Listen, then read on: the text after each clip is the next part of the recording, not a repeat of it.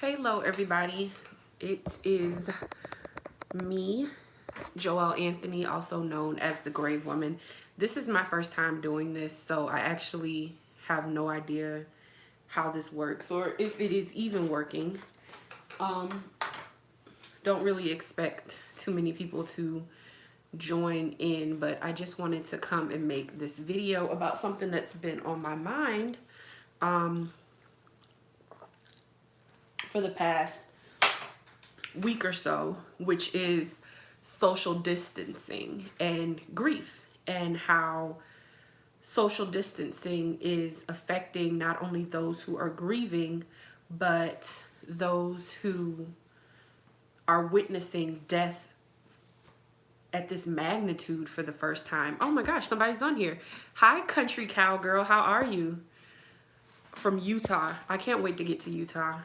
It looks so beautiful, and I see each and every one of your messages, and I just want to say thank you because you send some amazing messages which are really encouraging. But talking about social distancing and grief, and I'm curious to know if anyone here is actually grieving a recent loss, and how seeing death and everything that we're seeing about the coronavirus online constantly and on TV and everywhere, how that's affecting you. I imagine that has to have I don't know, just a horrible effect on your mental process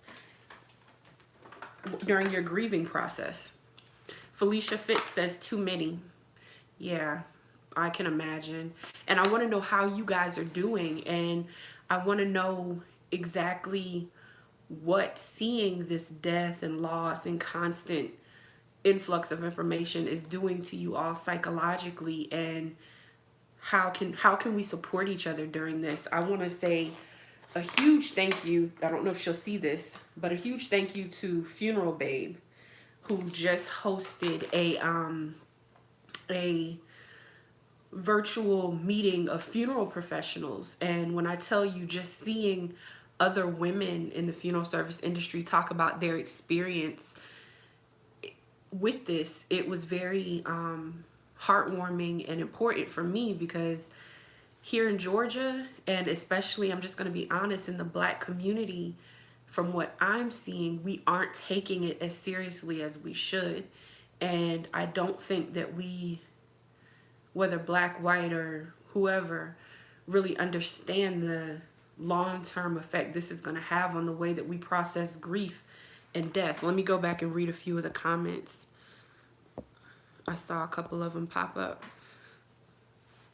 There's not enough time to mourn. I agree. And Tracy says sorry is on hospice, and we are concerned about how our traditional services will be affected. Yeah, on that call, I learned that there are cemeteries and funeral homes that are only allowing people in some states to do drive-bys, and some funeral homes are only allowing as little as 5 people in the funeral home at a time. And even though I understand the importance of social distancing, I just think that it's going to result in a lot of unresolved grief. My best friend's husband is on hospice. Does he have the coronavirus, Tracy? I'm sorry, you guys. This is my first time doing this, so I'm trying to read these comments as they come in. Too many. 3 deaths this year. I'm sorry for your losses, Felicia. I'm sorry for your losses. How are you processing these losses? Country Cowgirl says, I was born in Italy, then age 2 came to Savannah, Georgia for 20 years, now in Utah. So what is your family back in Italy conveying to you? Country Cowgirl, do you have any family in Italy? The last funeral I couldn't make, too scared to chance it. I don't blame you. And that's another thing. Our health is being risked just going to the grocery store. But a funeral is something that's literally a once in a lifetime opportunity to attend, and not being able to have that community around the family, and to have that social interaction at a time of death, it just really, it's sad and heartbreaking. Let's see, I saw some more comments pop up. Question: what are they doing with bodies that are deceased? Are they having buried or cremation? Do the bodies being infected? Right now I can say at our funeral home that we are still embalming bodies. We do also do cremation, and it's pretty much business as usual, with the fact that, except for, you know, we're kind of limiting the number of people that can be in the funeral home at one time. But families are very resistant to that. Luckily, as I was saying, in the funeral boss meeting, or funeral babe meeting, excuse me, the funeral home owner is very open to what the directors want. I'm sorry, something was going on in the corner of my eye. Okay, let's read some more comments. Celia says, it's definitely extremely stressful. My husband is still working, but we fear he can bring something home to our boys that are both asthmatic. Wow. I'm sorry to hear that, Celia. I'm sorry to hear that. How many of you guys are self-quarantining right now? Is there anyone here who is infected with the coronavirus, or that knows someone that has the coronavirus?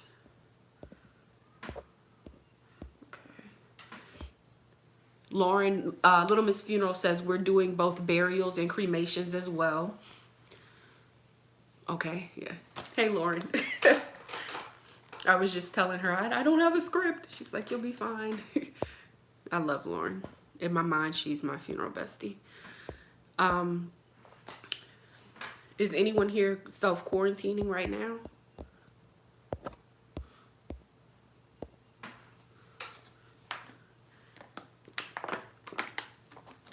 I'm feared I bought something home to my daddy and didn't know it before I lost my job. Oh, wow, I'm sorry. I'm sorry. Funerals in Utah cannot have more than 10. We are getting more positive results for the virus in my county. So more and more people are coming up with it. Wow. So for you guys that don't know, I actually have a part-time job. I work for a medical university here in Georgia, and they actually put us on remote work schedules last week. So since last week for that job, I've been working from home, and I'm grateful for that. But at the same time, it's difficult. Social interaction is so important, and that's why I wanted to talk about social distancing and grief, because a lot of times what happens is, after someone dies, for a lot of people, they don't want to be at home. They don't want to be, you know, sitting around with nothing to do. They want to go back to work and resume as much normalcy as possible to kind of keep their mind off of things. So I can't imagine what it must be like to have lost a loved one, and then everything from social media to YouTube to the news to going to the grocery store, or whatever it is that you have to do, you're seeing death, and you're seeing fear, and you're seeing panic 24/7. And in this country and in this culture, we really don't have open conversations about death and dying. And I wanted to talk about maybe a few ways to kind of self-preserve during this time for those who are grieving. And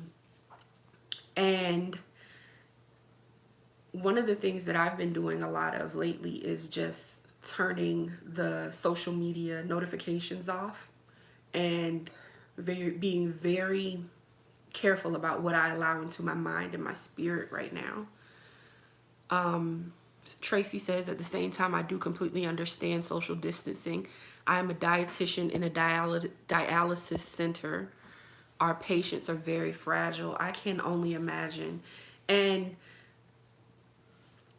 just turning the TV off and turning the social media off has had a profound impact, especially, working in the death care industry.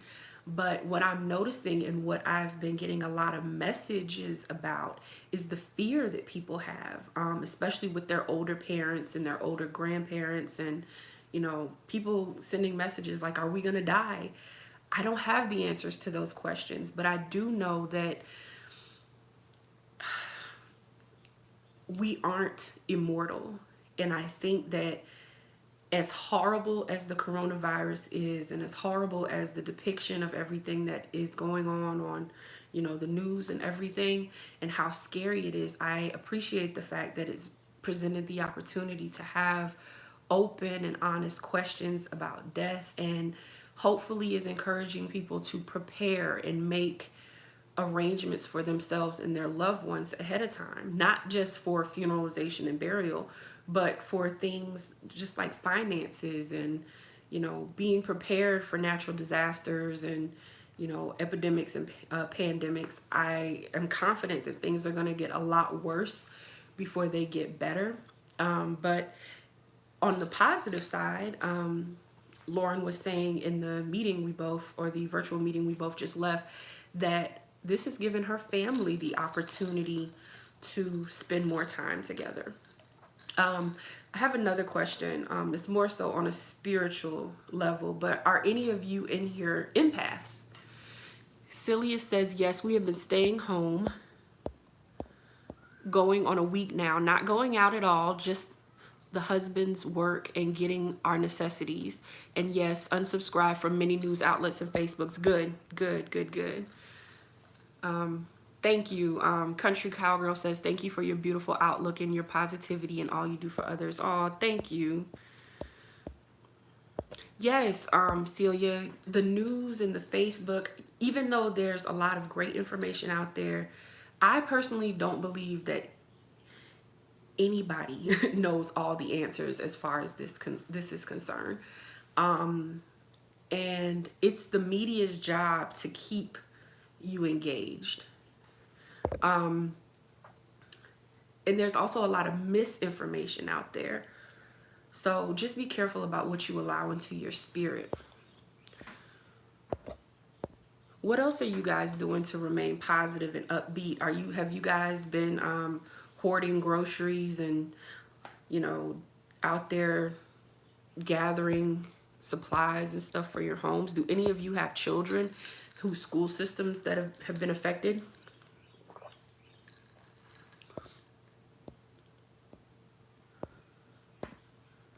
I'm sorry, I'm trying to read back on these comments.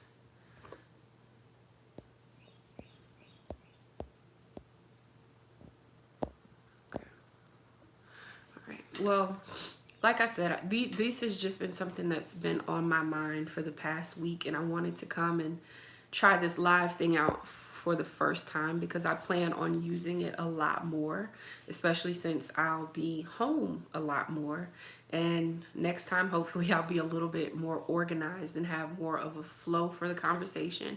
But I thank each of you guys for being online with me right now. I'm going to stay on for about another minute and a half and answer any questions that you guys have about funeral service or share encouraging words with you guys if you need it. Little Miss Funeral said, gosh, I've stocked up for our house with food so we don't have to leave. It's been so wonderful to be at home with my family. That's beautiful, Lauren. No groceries here to hoard. I'm decluttering the home, listening to upbeat music, and reading more. Yes, read. Feed your mind. Okay, so I asked about you guys being an empath, right? If anyone here was an empath. I would identify as an empath because I feel things, you know what I mean?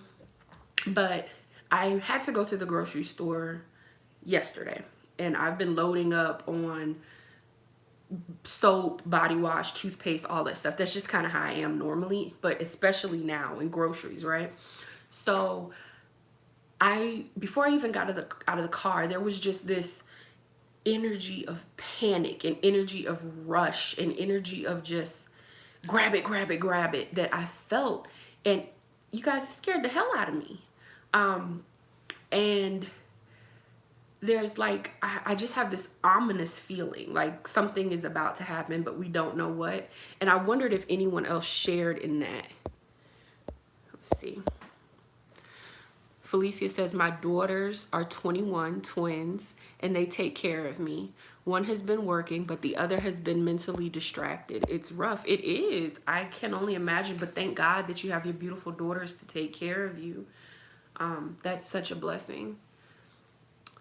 Okay, so I've been on here for about 16 minutes at this point, so I'm gonna end this live session, but I will be back maybe today, maybe tomorrow, maybe in the middle of the night. Last night I was up until about 5 o'clock in the morning. We just couldn't sleep. And I said, well, maybe this would be a good time to go live, but I decided not to. And now since I've kind of figured this out, maybe I'll do it again. It's been kind of fun. I was a little nervous about it. But thank you guys for being here, and try to enjoy the rest of your Sunday. I love you, and thank you for watching.